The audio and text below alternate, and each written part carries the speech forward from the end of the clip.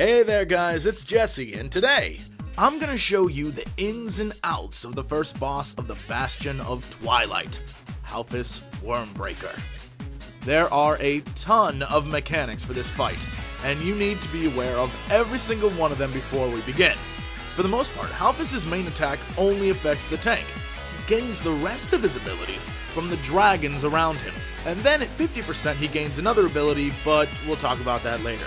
Also joining him for the fight is his pet proto-behemoth who, just like him, gains abilities off the dragons. But the trick to the fight is that while the dragons give him abilities, they can also be used against him.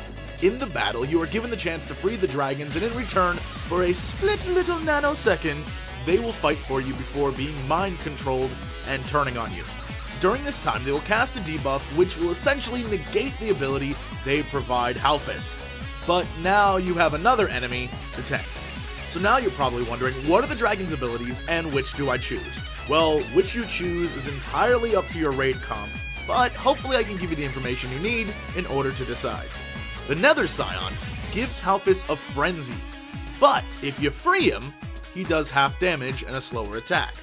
The Slate Dragon periodically stuns the raid until you kill it, but if you free him, Halfus will be periodically stunned the entire encounter. On the other side of the room, the Time Warden causes the Proto-Behemoth to throw fireballs at the raid. But if freed, he will drastically slow the fireballs so you have time to get out of their path. The Green Dragon Whelps give the Proto-Drake a giant fire breath that hits the entire raid, but if you free him, it causes minimal damage and really isn't a problem. And finally, the Storm Rider gives Halfus an instant Shadow Nova that does a knockback and hurts like hell. But if you free him, it forces a cast time on the Shadow Nova, allowing you to stun it. Now, as you can see in the 10-man, every week 2 of the Drakes are randomly knocked out, providing a reprieve from their abilities. In this case, ours were the Slate and Time Warden, so no fireballs and no stuns.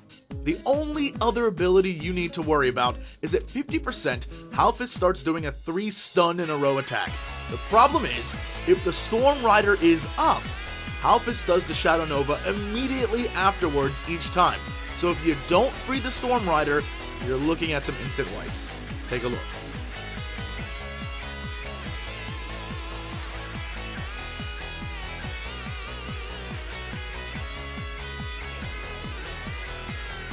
Anyway, so the amount of Drakes you free is up to you. You can free 1, 2, 3, 4, 5 depending on the raid size. Now in a 10-man you are given the option to free 3.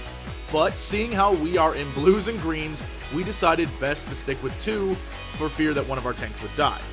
So of course we chose the Storm Rider and then the 3 Dragon Whelps. This meant that AoE damage to the raid would be drastically reduced and we could focus all of our healing efforts on keeping the tanks alive. Before the fight, one tank was assigned the dragons, the other was Halfus. A stun rotation was placed on Halfus to get rid of Shadow Nova, and AoE targeting was put on the Whelps. Once the Whelps were down, focus went on the Storm Drake, and once all the Drakes were down, the hard part of the battle was over. Until 50%. This is when it's make or break. When he does his stuns, you have to stun his Shadow Nova immediately. If you don't, you take a ton of damage, and now you're playing catch up. You will not have everyone healed by the time he does his next stun Shadow Nova. Or if you do, you will have wasted so much mana that you won't be able to heal the next one.